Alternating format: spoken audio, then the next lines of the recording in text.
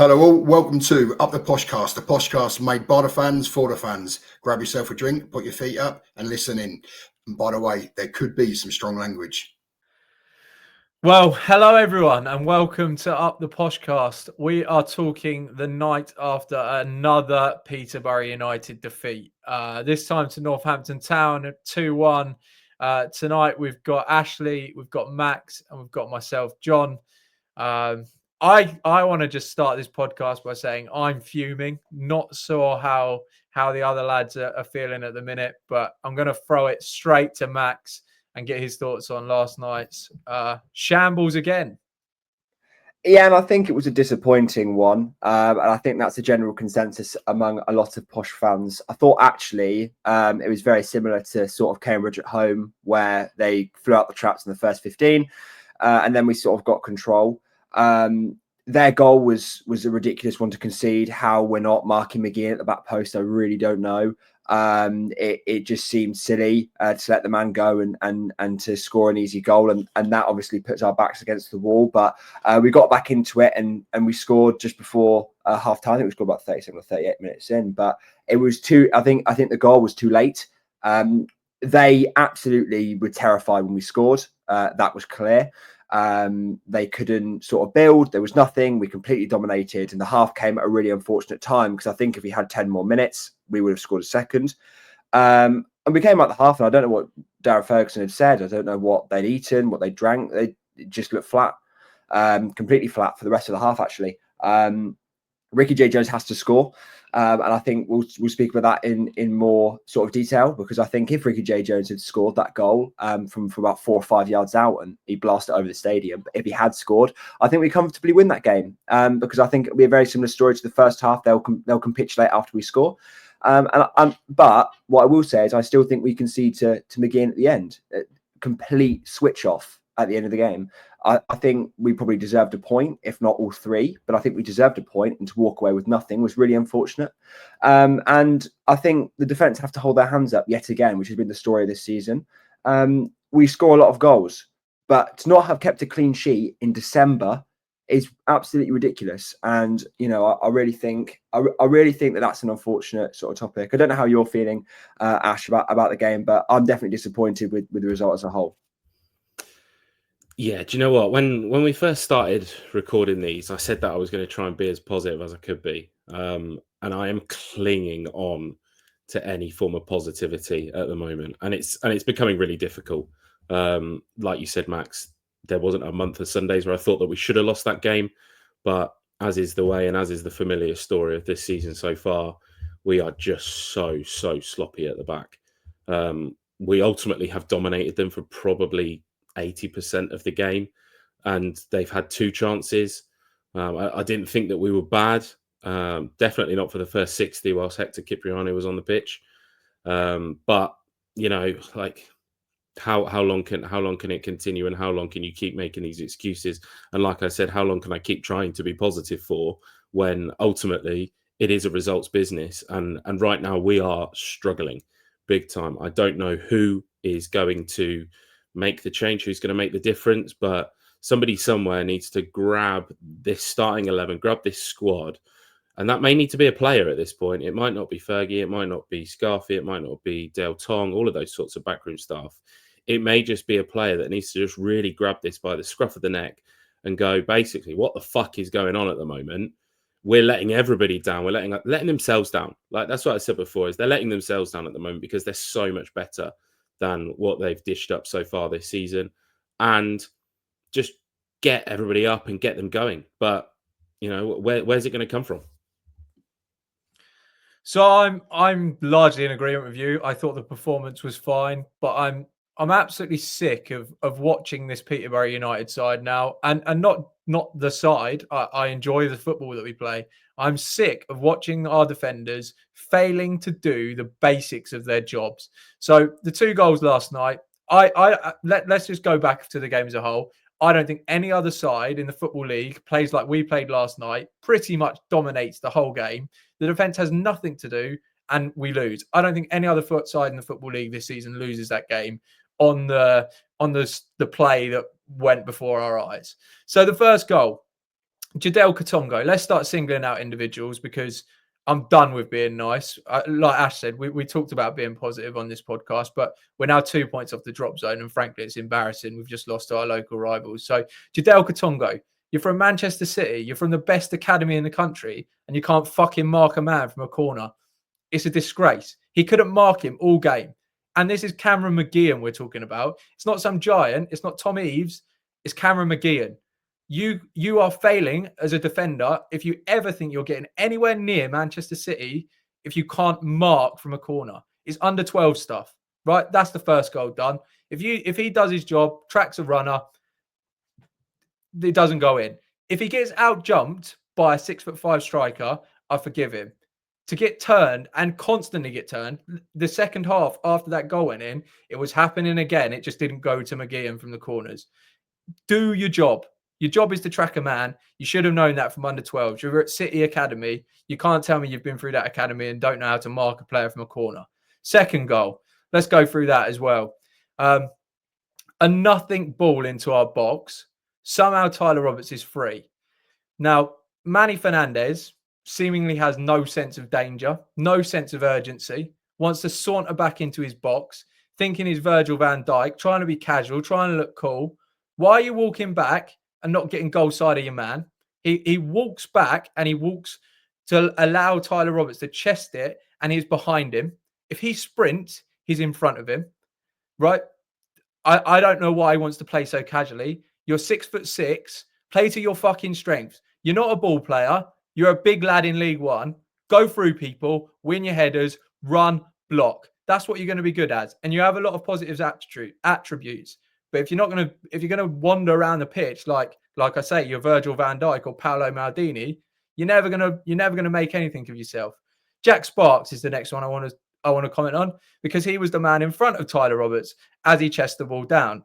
Now, if a striker is chesting the ball down from, an awkward position, why is he not on his touch? He stands off him and allows him to pass it 5 yards to his McGeehan, who then has a tap in. Just get on his touch. It's so fucking basic. And the other one is Ryan de Havilland as well. No bravery. Just off the bench. I've watched Hector Cipriano come on and give blood in the first half and want to carry on. I've watched Archie Collins get kicked in the head. De Havilland don't want to put his head in. Doesn't want to get hurt. And I'm sick of it. You're letting the team down constantly. Why the fuck are you not embarrassed at this point? Why are you not putting your body on the line? I don't get it. I can't make sense of it. They've let the team down consistently all season. And frankly, in January now, I want them all gone and I want us to start again on that back line. Every single one of them, apart from George Nevitt, because I don't think he deserves it. The rest of them, they've had their chances. And Dornelli, again, maybe I'll forgive him as an 18-year-old kid. The rest of them, I'm done with them. Yeah, I think the important thing with Katongo is that clearly teams are identifying that ultimately, even though we've got 2-3 massive centre backs at the back, they are targeting the players that aren't as vertically not challenged, whatever the opposite of that is. When you think back to Bolton, de Havilland loses his man, we give away a penalty. Northampton had clearly worked on a similar sort of technique where Katongo was being blocked. He wasn't able to track the man. And ultimately, when their guy wins their header, I think from what I've seen, he's got hold of him. So it's another chance that potentially we give away another penalty. Then same thing, like we're doing these things where Manny wants to keep himself free. He's being marked by somebody. The bloke's 6'6". Stand your ground, go out and win those headers. I don't think that is too much to ask from somebody that is ultimately given a free role. At our set pieces. Obviously not so much when we're attacking, because it looks like that teams are doubling up and blocking, but it just seems like all of the tactical nous that we had, the defensive coaching that we saw last season, and just the streetwiseness, it looks like we've completely lost it. And I don't think that the age can be an excuse with that anymore.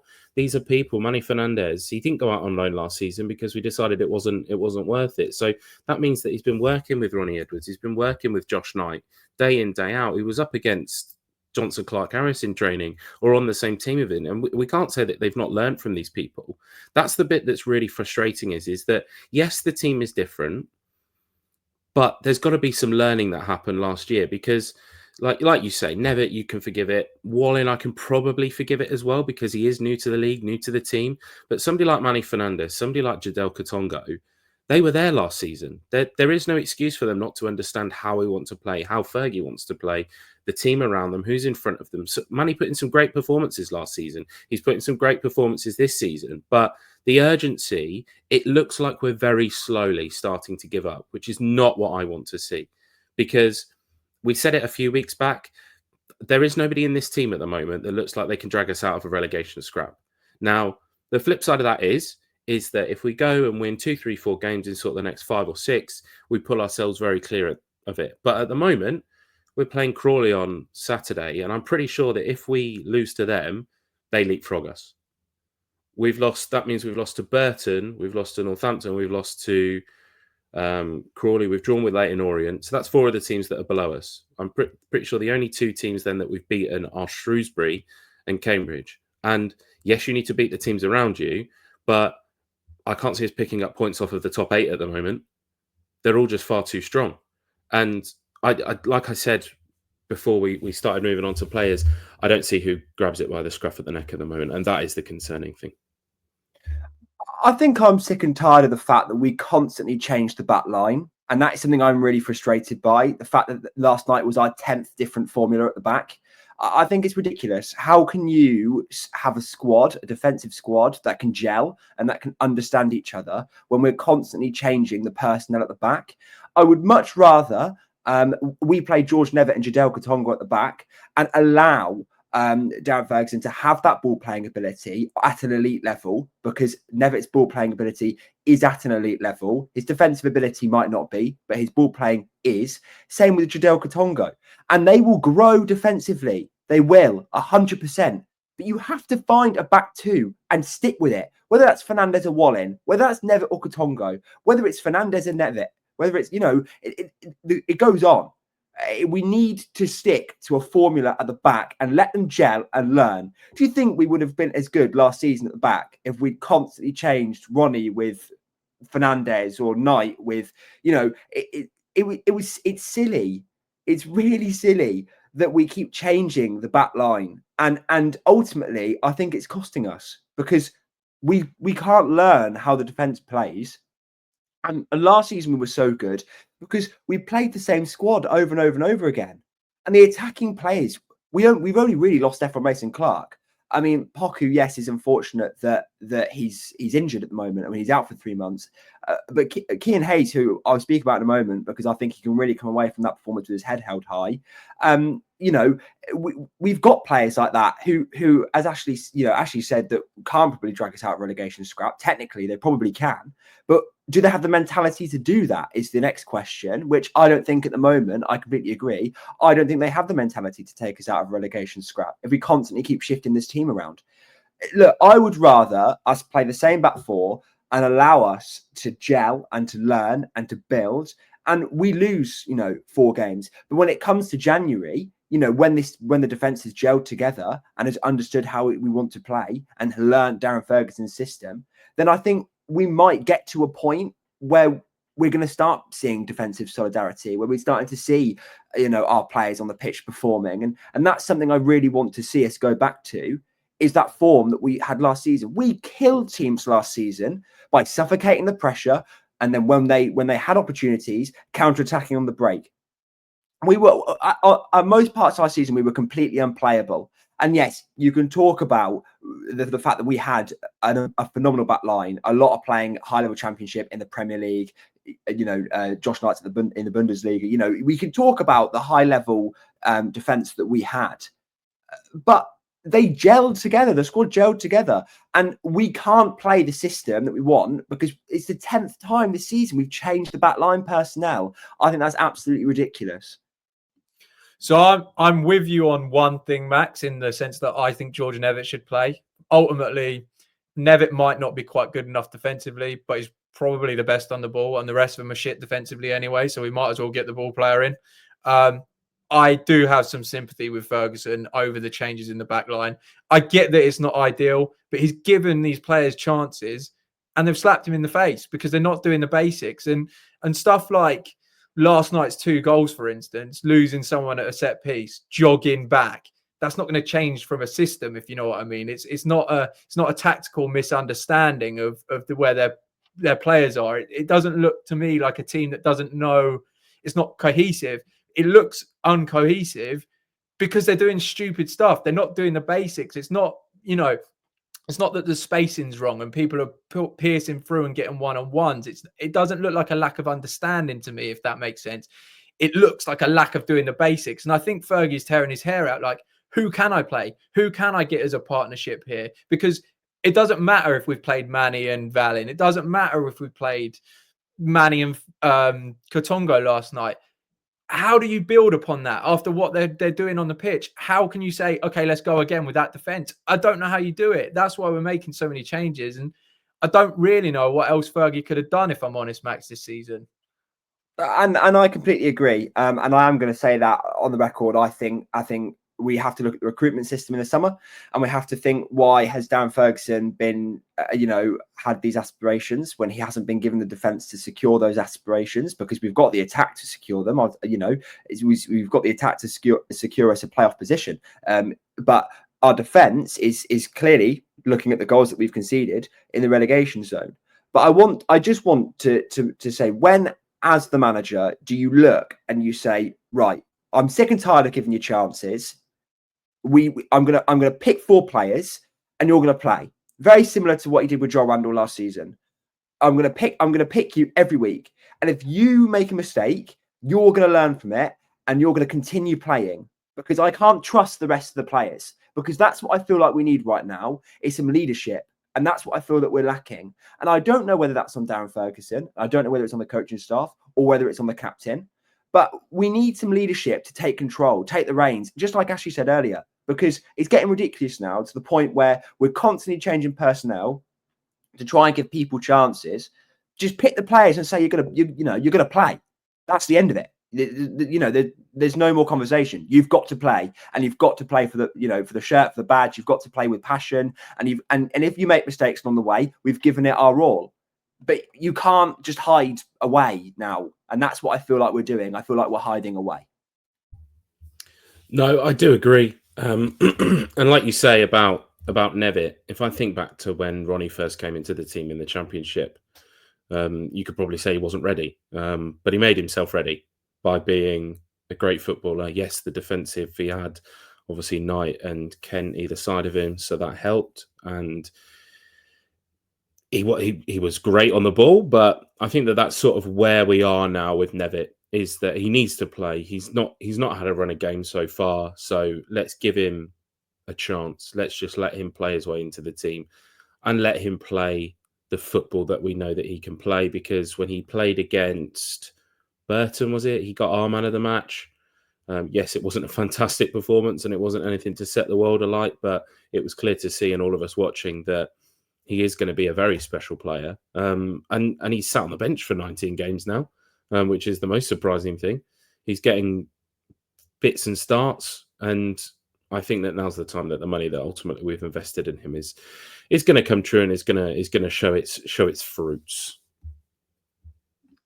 So it's been, I guess, a bit of a ranty podcast so far. And like we say, we do want to focus on the positives. We've always said that we don't necessarily want to go in on players, etc., etc. We don't get any joy out of doing it, but we also have to reflect what's going on the pitch. And ultimately, we're 2 points above the relegation zone now. We've just lost to our local rivals, who, let's face it, are pretty shit. And we've just lost the bottom of the league. So there's no getting away that we needed to do that. I think we had to call some individuals out. However, I want to just flip it to some positives, because despite the result, despite the form, I think there were some positives last night. And Max mentioned one earlier, and I'm going to go straight to him. Talk us through Kian Hayes' performance. I thought it was electric. He was so good. And that's exactly what we needed when we've lost our best player, is somebody to step up. Exactly what we were saying earlier. Who's going to step up and who's going to take us out this relegation battle? And honestly, he got us off our feet last night. There were so many times where he cut inside, twisted the defence inside and out, created chances. The only bit of negativity I have is sometimes you've just got to shoot. a lot of the times he was looking for that final pass. I don't think that's a problem. You know, he was looking for the players that are proven to score. But why has Poku done so well this season? He's taken it by the scruff of the neck, and he's got that attitude, that sort of attitude that I'm going to do it myself if I have to. Very similar to the attitude that Chris Clark has, which I presume we'll talk about at some stage in this podcast. But Cian Hayes has to develop that attitude for the next 3 months, especially until Poku comes back. And you know, if he's going to continue that form, maybe we can build a system that can involve him and Poku, because both of them are really, really good at making defenders worry. And that's something that we had with Ephraim Mason-Clark last season. And part of the reason why we were so successful was because you can train all you like. When Ephraim Mason-Clark standing down, you know, right in front of you, all that training sort of goes out the window, and in the end, you dive in and make a silly tackle, and you either get booking or you get sent. And that was the option that we had, especially pre-January Mason-Clark last season. And that's what I feel Hayes can easily develop into. When he came, the Fleetwood fans sort of said very similar things. He just needs a manager to believe in him. And clearly Darren Ferguson does, because he gave him a massive opportunity to fill Poku's boots with how good he has been. And I thought he put on an excellent display. He just needs to find that element of, when do I hit it? When do I find that final ball? And that will come with experience. And if he's going to be our starting on that side until Poku comes back, then I am not worried in the slightest about losing Poku. And I tweeted that the other day. I think he can. We will miss Poku, don't get me wrong, but he's an excellent alternative. And if he can sort of nail the few nuances that he's struggling with at the moment, which will come with experience, I think we've got a real player and someone that can easily help us out of this relegation battle. Yeah, I completely agree. I really, really do like Cian Hayes, and I like sort of everything that he looks like he stands for as a footballer.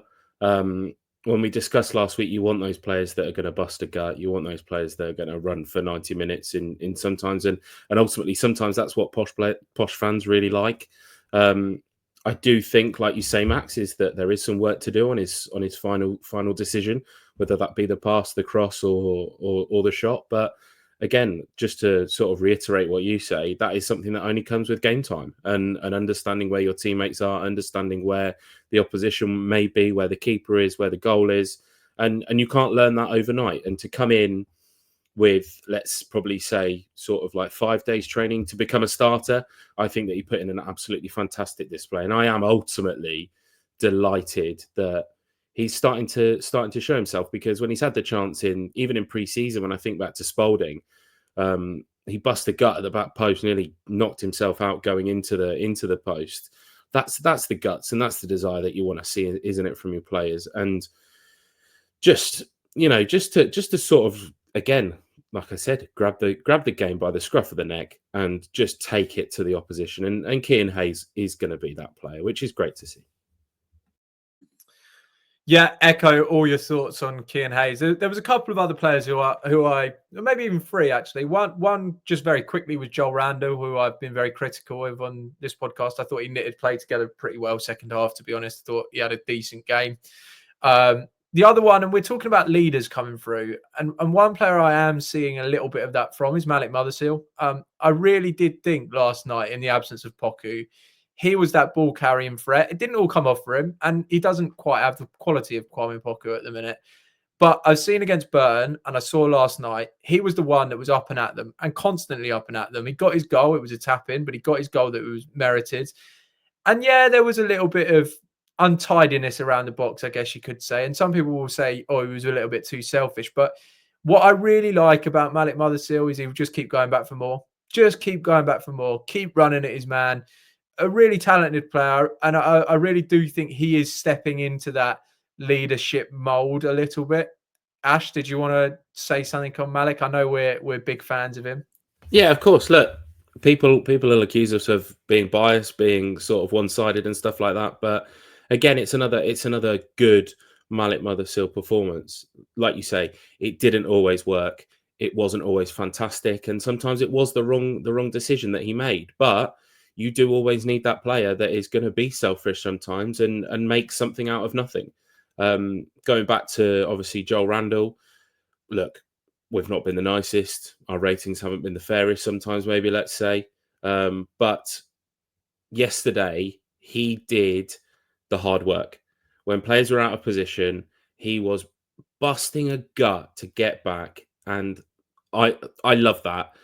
Despite what you think about the player, whether you think he does the right thing, the wrong thing, the least you can do is bust a gut to comment and help your team out when they're out of position, ultimately, because that's what it comes down to, is that we will find ourselves out of position, we will find players out of position. And Joe Randall showed that last night, showed that bit of sort of, yeah, look, I'm not going to go down without a fight. And equally, some of the passages of play that we had, obviously, if we're going to talk about that Ricky miss, Joe Randall was key to that. He puts it on a plate for Ricky, and look, it bobbled. But at the end of the day, the ball should hit the back of the net. Look, it did bobble. We all know that, but there's no excuses for that bobble. The ball should be hitting the back of the net every day of the week, and Ricky will know that, won't he? I don't think that we need to divulge too much into that one. That's not avoiding the point, but the bloke knows that the ball should have been hitting the back of the net in that circumstance. That's for sure. I think another massive positive was seeing Hector Cipriano and Archie Collins play football together again, and I just thought it was such a breath of fresh air that I have missed. Hector Cipriano definitely had a slow start to this season, and I don't think anybody will say that he was at his last season levels. Last night, he was really, really good. And ultimately, that's what we need, is players like that to again, drag us out of the situation that we're in. Hector's only going to improve as well. That was his first game back after his injury, start back after his injury. I presume we'll be able to get the 90, 89 minutes out of him again very soon. But that partnership is so key to this squad. Hector's defensive capabilities and Archie's ability to spray the ball. A lot of the time, I was getting really sick of the sideways pass, and Archie would get the ball and put it on a plate for Kean Hayes from deep, all the way out onto the flank. And he did that on a number of occasions where the fullbacks couldn't deal with it. And that is something that I don't think he's really been able to do with de Havilland, because maybe there isn't a level of defensive security. But I think them playing together, they work off each other so well. And having Randall in front of them, we all know how good Archie Collins and Joe Randall's partnership is. As a sort of midfield three, I do think it's one of the stronger midfield threes in the league. And I think that's going to be really imperative for us going forward. But I do feel a little bit bad for de Havilland, because I do think he's been quite good. But you can't keep Hector Cipriano on form out of this squad. And honestly, I was so happy to see him back last night. And that's going to be a massive positive for us with players sort of getting injured now, obviously losing Kwame Poku. We're getting some of our best players back from injury that we've been missing. I think that's, we might lose some, but gaining some at the same time is really good. And Hector Cipriano, our captain, is a massive positive to have back in the squad. Yeah, I've really missed watching Hector Cipriano play football, and I think the sort of, you saw the negative impact that it had when he went off the pitch and de Havilland came on. I don't think it's been harsh to drop de Havilland. I'm probably the most critical member of this podcast of de Havilland, who I think is pretty much Mr. Invisible at this point. Don't really see what he offers, but Cipriano coming back just oozes quality. Him and Collins are just a brilliant pairing, and I'm relative.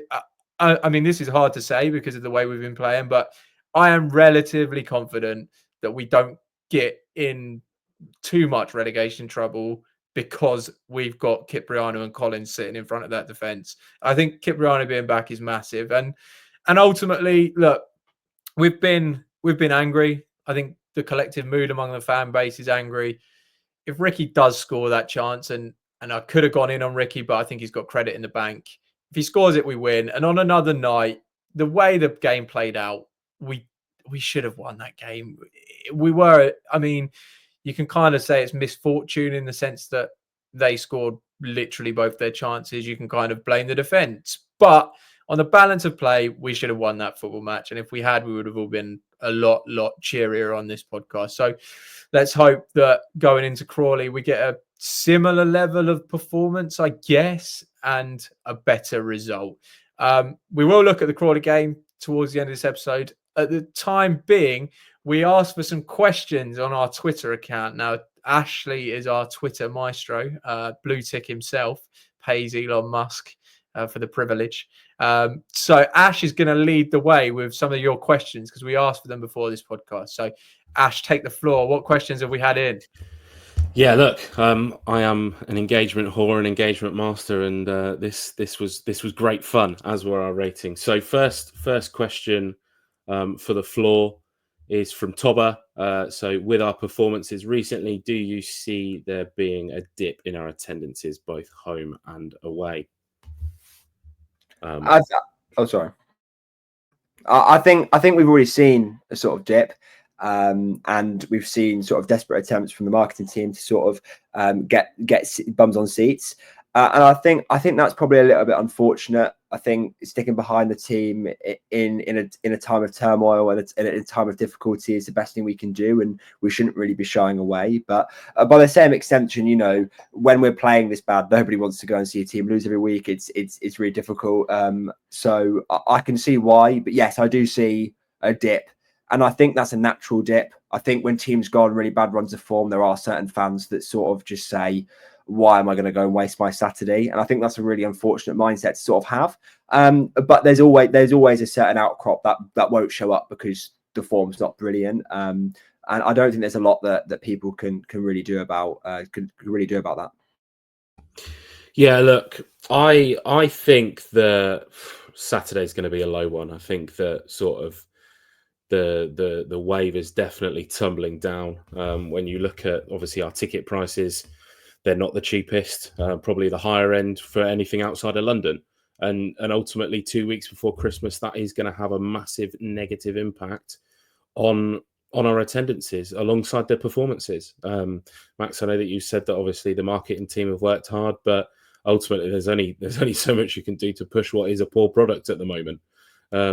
There's only so long that you can ride off the back of beating your rival 6-1 when you then go and lose to the next rival 2-1. It doesn't really have a great deal of weight anymore. So yeah, I do think that probably the attendance will dip for Crawley, but then Stockport away on a Friday night, we were never going to probably take a fantastic following to Stockport anyway. Even at the weekend, the allocation isn't great.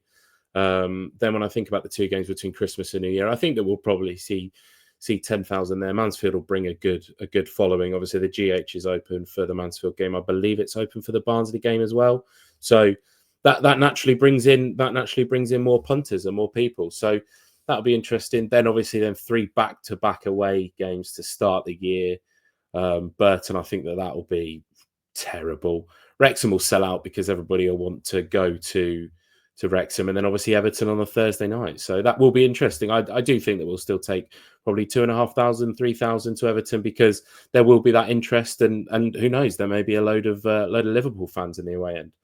So on to the next question. It's from Matt PUFC. He is asking whether he thinks it's worth just cutting Randall, Ricky J. Jones, Poku, and Hector in January. I assume that means to transfer them and instead keeping until the summer and just taking this season to embed new players like Hayes and Con-Clark to hit the 25-26 season running. He reckons that if we got rid of those 4 and sold them on and made some money, that we would still stay up. John, your thoughts?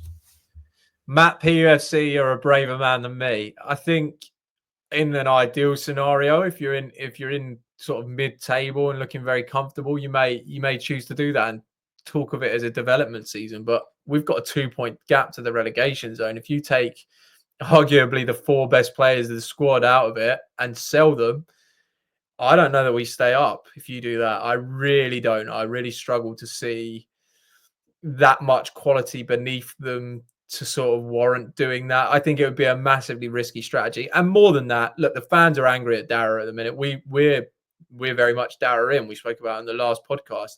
If Dara went and sold our 4 best players in January, I think there would be those silly protests people are talking about. So I can't see us doing that. I think 1 might go. I can't see all 4 going. And I don't think we're in a position where we've got that luxury to even consider it, to be quite honest with you. No, I do agree. I would be concerned. Like, yes, we have the squad depth, but we've already seen, do we have the people that can win games? And sometimes when 2 or 3 of those players have dropped out and not been not been in the team. We've shown that we don't have that luxury.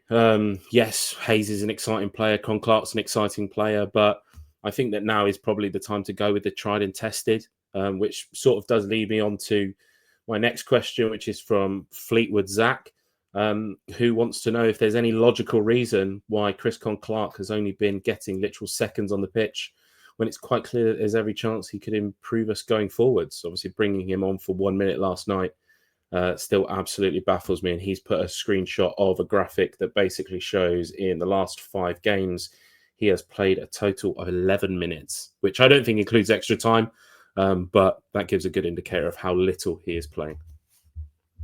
It's because Joe Randall plays football, and that's really the answer to the question. Joe Randall has been, sort of stand out in certain games this season. Yes, there's a level of inconsistency, and yes, I sound like a broken record. I do it every week. But Chris Con Clark, I am really looking forward to seeing, and I do want to give him a run of games. But as of right now, when we're in a relegation scrap, is trying and testing new things really sensible? I don't really think so. And that was the narrative I sort of said last week when we were discussing whether we want Chris Con Clark and Joe Randall. It was always Joe Randall, because he's trying and testing new things at this point in the season when we're 2 points off the relegation zone. Overly smart? I don't really think so. And Joe Randall again proved last night why he's an imperative member of this team. And unfortunately, we've signed Chris Con Clark, I think, to sort of be a backup to Randall, and sort of have a different option coming off the bench when you sort of like Randall doesn't work. But more times than not, Randall has worked this season and he's worked really hard. So I think that's why Chris Con Clark is struggling for games. Last night, I definitely would have substituted and brought Chris Con Clark on earlier.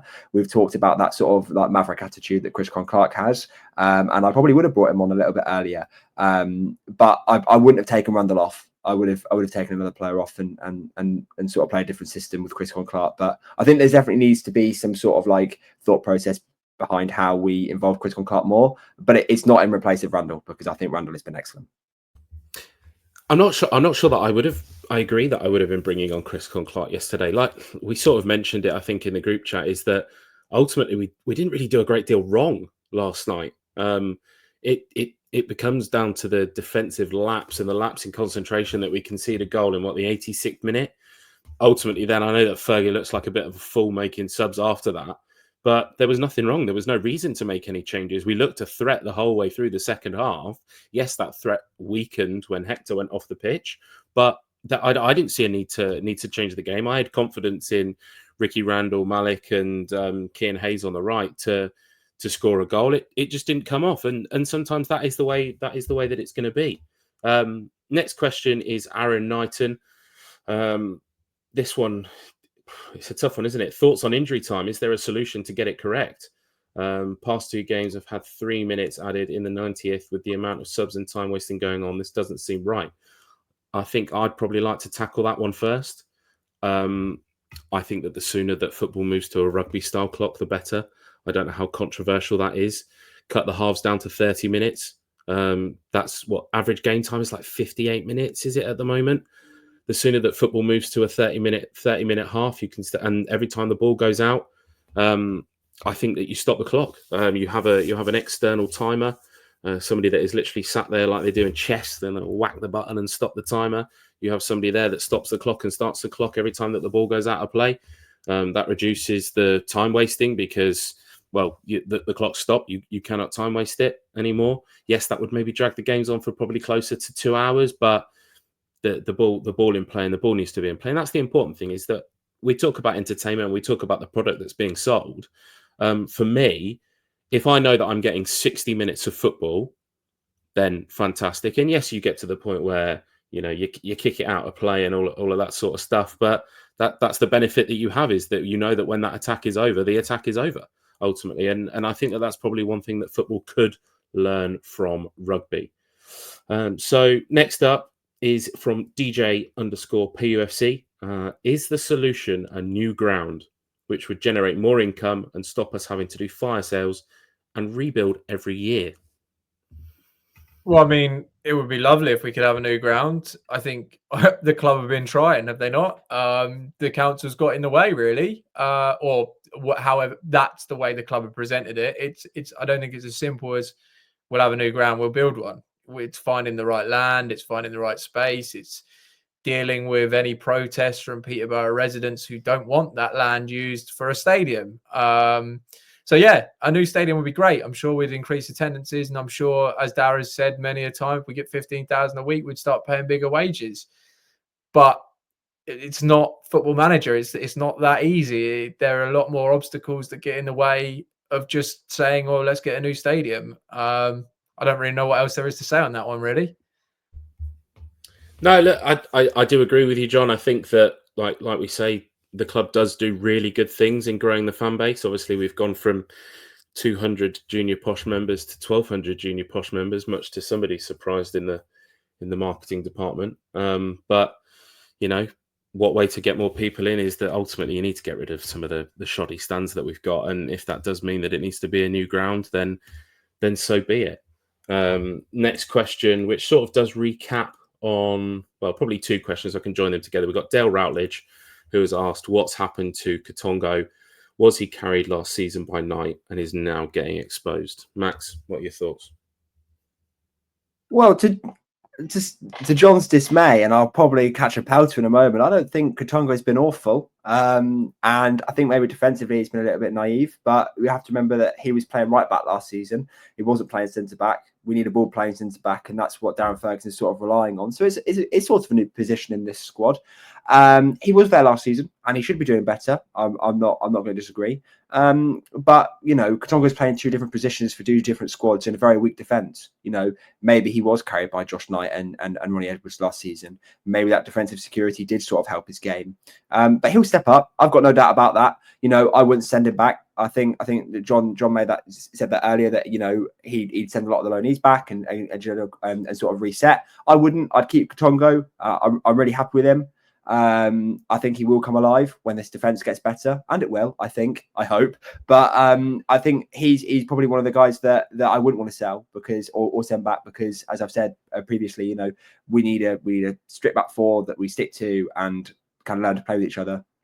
So I don't necessarily think Katongo's been bad. I just think it's a different defensive structure, and I think, yeah, I probably do think there was the support of Ronnie and Knight. But you could say the same about sort of anyone, you know, defensively. We don't have Ronnie and Knight centre back anymore. So when Jadel has to play in a different position, it's going to take him a while to learn that. And we saw that last season. I do want to make that clear before I shut up. I do want to make that clear. Last season, when Kyoto left, his opportunity came right back.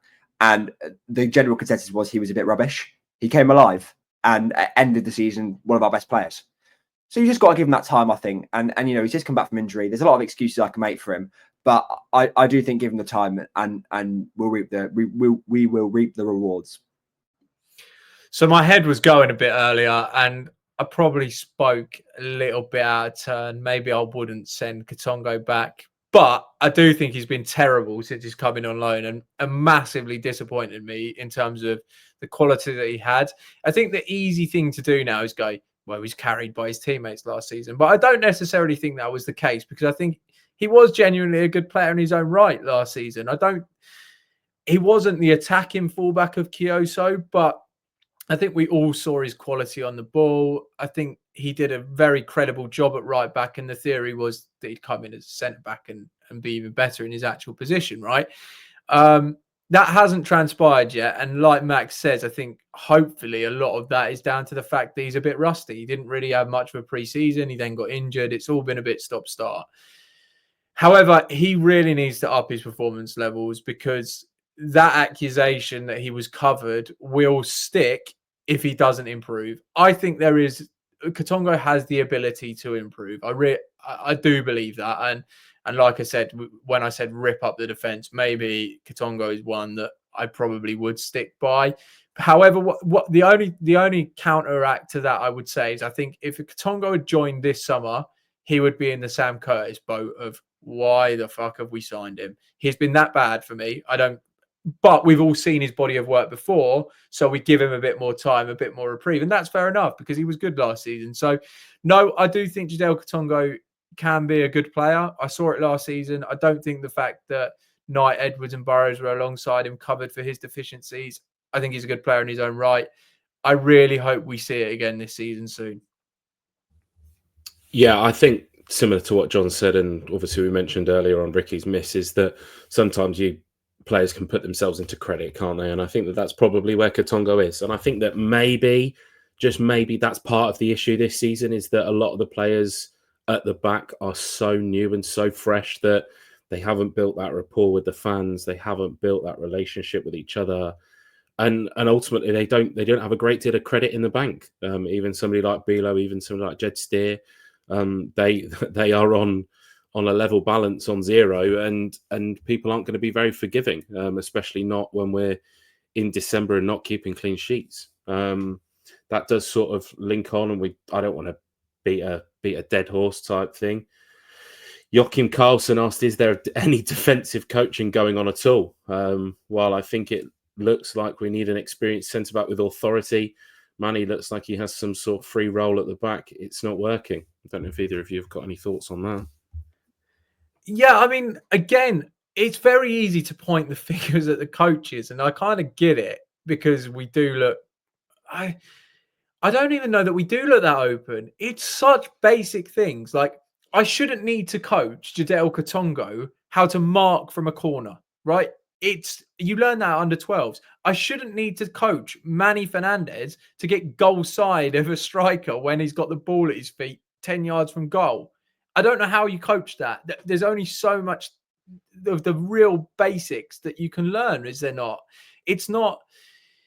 I don't necessarily think it's a coaching issue. It's not like I'm seeing Posh picked apart. I actually think the tactical transitions and the patterns of play that we work out of defence, and the fullbacks going in and the wingers going wide, etc., it's all really well drilled on the training ground. So as easy as it is to go, oh, it must be the coaches. How do you coach that? Because it's so basic that I genuinely don't think I need to tell a professional footballer how to mark from a corner. Like, it should be ingrained in you at 21. It should be ingrained in you at 14 if you're in an academy system, quite frankly. But so I don't know. I don't know. I think it's very easy to blame the coach, and everyone looks towards the coaches at times. But for me, it's not a gapping issue in the defence where we're getting punctured by the same pass through our defence or whatever. It's just basic errors that the players should know better than to do. We don't know what's going on at the training ground, and I do want to make that clear before I say what I'm going to say. But if it's a basics problem, I think the coaches definitely have an element of responsibility. The coaches should be grabbing the players by the scruff of the neck and going like, "What on earth are you doing? This is simple stuff that you're getting wrong," and give them sort of ways to implement improvements. Because I don't think that we're going to improve if the basics are wrong. And I don't disagree, John. I actually think that the tactical style of play and the systematic sort of transitional aspects of it are relatively good. I don't think we get picked apart often, but there is times that we do. And I think that's a personnel problem more than a coach problem. So I agree with that. But when you talk about the basics should be an easy fix. It's December. We haven't kept a clean sheet. So it's clearly more of a deep-rooted problem than it just being a lack of knowledge of the basics. And I think the coaching staff and the players both have to take equal responsibility to the fact that they haven't got it right. And they've now got how many days for the January transfer window to get it right and hopefully see a clean sheet, which I would be over the moon with. Yeah, I think it's important to note as well that it's very easy to coach a defence in a low block. Sort of not Wickham this season, but let's talk of a traditional Wickham team where, you know, you're packing the box and you sort of have that 4-4-2 shape and you get all men behind the ball. Posh don't do that. So it's a lot more difficult to coach a team that want to play on the front foot. We keep men high. We do leave our fullbacks 1v1 a lot. We do ask a lot of our defenders. So what we're coaching is more advanced. And the fact that we haven't kept a clean sheet is really, really poor. And it doesn't reflect well on the management staff. But Fergie wants to play attacking football.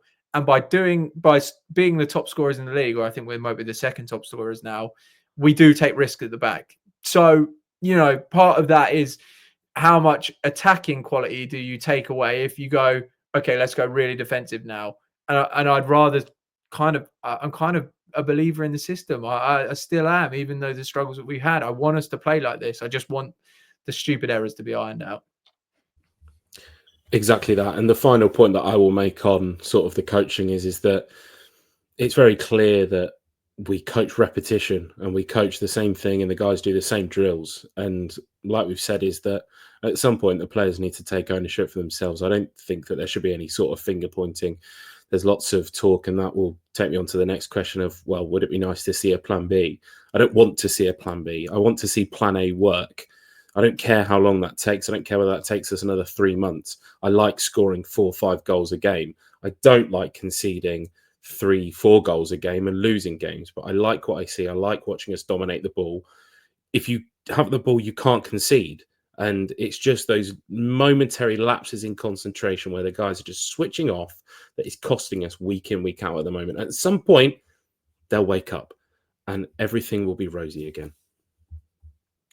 I completely agree with the plan A. I want to see a plan A work, and plan A will work, and I'm confident with that. You know, it is going to come alive, especially when we get the personnel right, especially when the players realise that, you know, they've got to sort of take the onus on themselves. I said last week, I am probably an advocate for a plan B. And the reason why I am is because last season we had a very good plan B, which was lump balls into Jono. And it completely changed what teams had sort of worked against, and it worked quite a lot. I think we saw that at Burton away, especially. Jono came on and changed the game.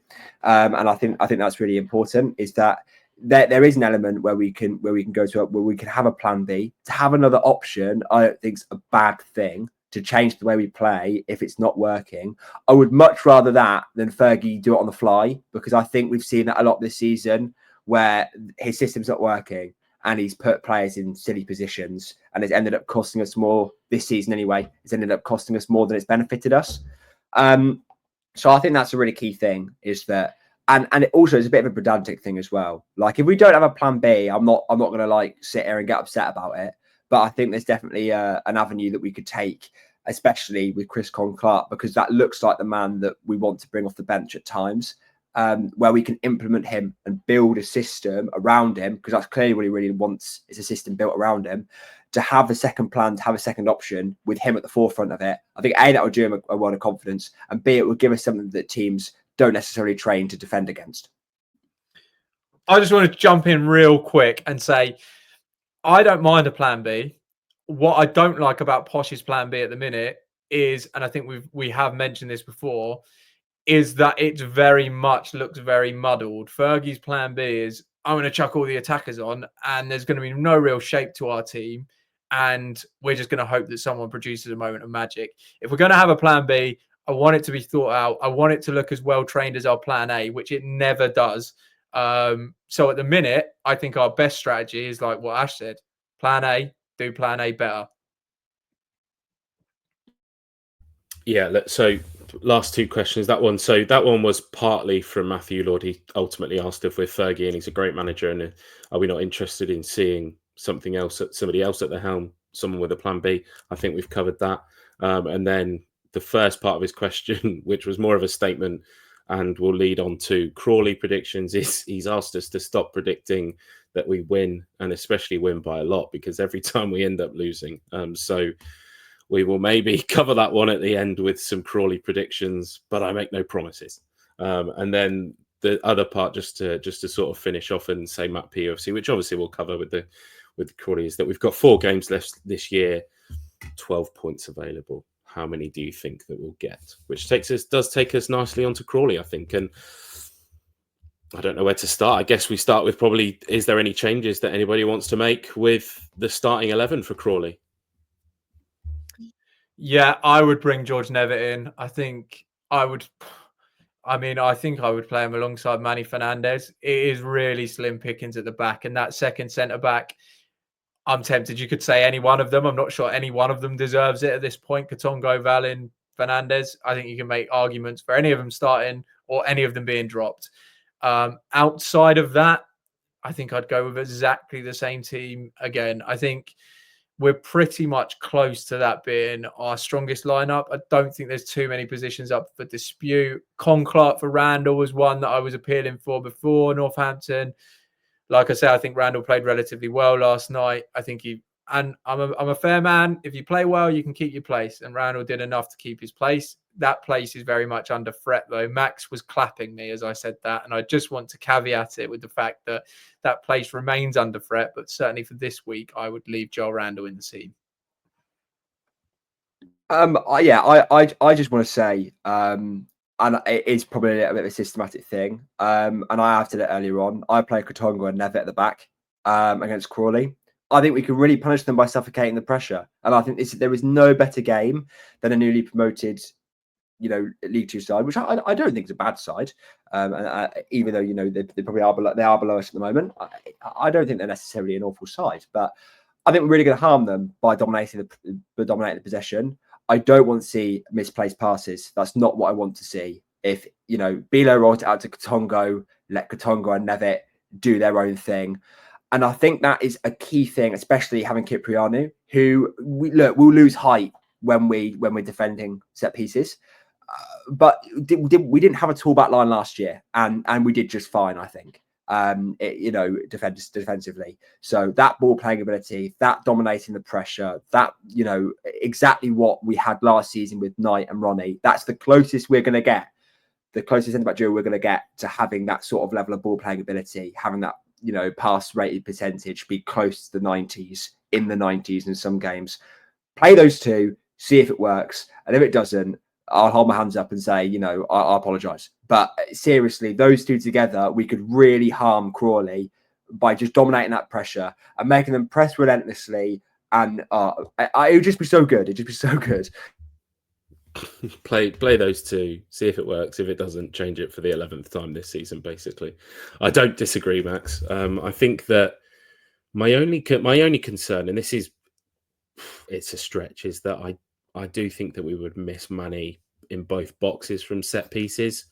I do think that Bilo was very good claiming the ball yesterday when they were literally sticking them right on him in difficult testing conditions. But I like it when Manny scores goals from corners. I feel like every time that we can actually get the ball up off the floor, that we're a little bit of a threat from set pieces, which I've never really felt, probably since the Mark Beavers days. So it's that. But then I also would like Katongo to play, and I don't want to drop Dornelli. I think that, like you say, is that at the end of the season, Dornelli is going to be our starting right back for next season. So let's just stick with him. Like, even if sometimes he's not fantastic, sometimes he's not great, his decision making isn't fantastic, but ultimately he's busted gut to get into a great position yesterday and cut the ball across and contributed to our goal. So if it is Katongo that has to drop out to keep Manny and Nevitt together, I would say that that's probably what we do. But equally, I'm with you, Max, in that Katongo and Nevitt's probably the only combination that we haven't tried yet. So it's probably the one that we need to go with and hope that it works. And as the rest of you all said, I think that the front six sort of picks itself now. I think just coming back on Manny Fernandez quickly before we move on. I want to praise Manny Fernandez again because I don't do it enough. But his ability to carry the ball, we saw that yesterday.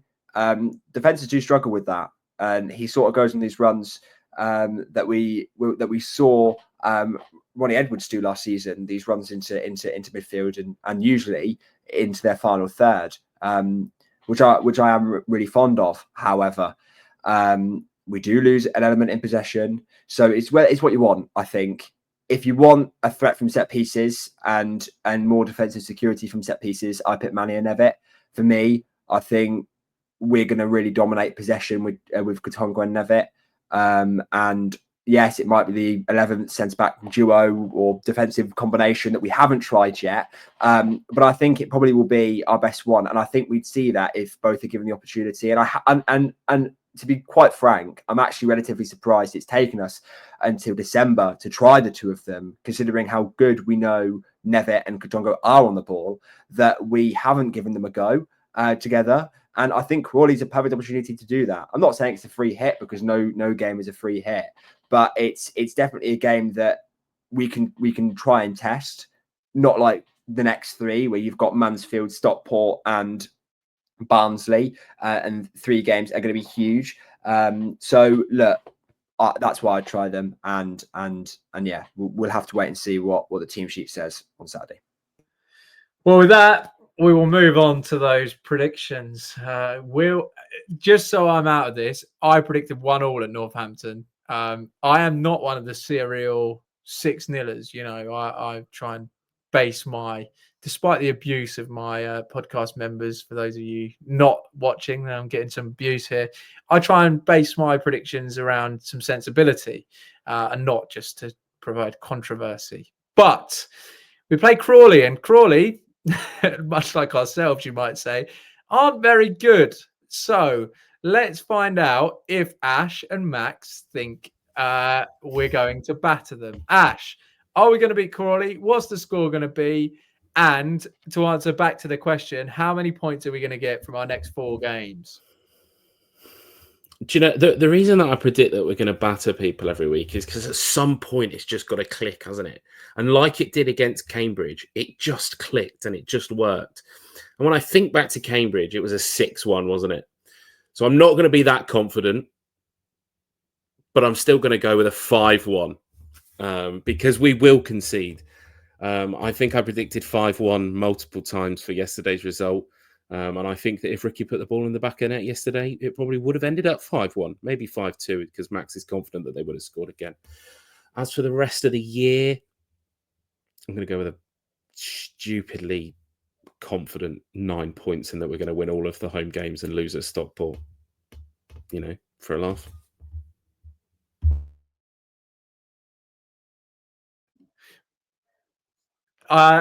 I mean, I wish I had your confidence, Ash. Although I actually do think we're going to win. I do think we're going to win this one. I think performance-wise, take Burton out of it. I don't think the performances have been that bad. Crawley aren't that good. I'm going to go 3-1 Posh. I think we should have too much attacking quality for them. If we lose this one, we're in big trouble. I will say that. We're in big trouble as it is, but we are in serious trouble if we lose this one. I think on the topic of the 4 games coming up, saying we're 3 points at the weekend, we're going to lose Stockport away. I just can't see us getting any points there. I think we'll draw with Barnsley. I think we'll win the other one against Mansfield because they've got Christy Pym in goal, and we'll chip him. So I've decided that if I predict clean sheets, one day it's going to happen. So I'm going to predict a 4-0 win. Is what I'm going to predict. And again, similar to Ash, I'm signing up on a fan forum, but similar to Ash, I think the attack has to click, and I'm basing my prediction off the fact we start Katongo and Nevitt, and it's the best centre-back duo we've ever seen. But look, again, in terms of the next couple of games, I was gonna say we beat Crawley, and then do we win another game? I don't know. But I think we'll definitely. I think losing to Stockport is on the cards. I think I'll say a draw against Mansfield, a draw against Barnsley. So I'm going to say 5 points for the rest of the year. Well, nice to know we're all positive about the fact Posh are going to ruin everyone's Christmas by losing the last game before Christmas quite heavily. But, you know, that's 3 wins out of 3. So we are still positive here on Up The Poshcast. And with that, I think that's everything. We'll be back again next week. Please be a cheerier podcast. We just want to talk about the positives again. Please, Posh, just get a bloody win. Up The Poshcast. Up The Poshcast. Thank you all for listening. Don't forget to follow us on Twitter at Up The Poshcast. Let us know your feedback. Give us any ideas for topics you would like us to discuss or any questions you'd like us to answer. Up The Poshcast. There's nothing I'd love more than that little T-Rex dwarf, Christy Pym, to come to the fucking Western Homes and lose 3-0 with all 3 dinks going over his head and Bilo running down the other end and just celebrating with a knee slide in front of him.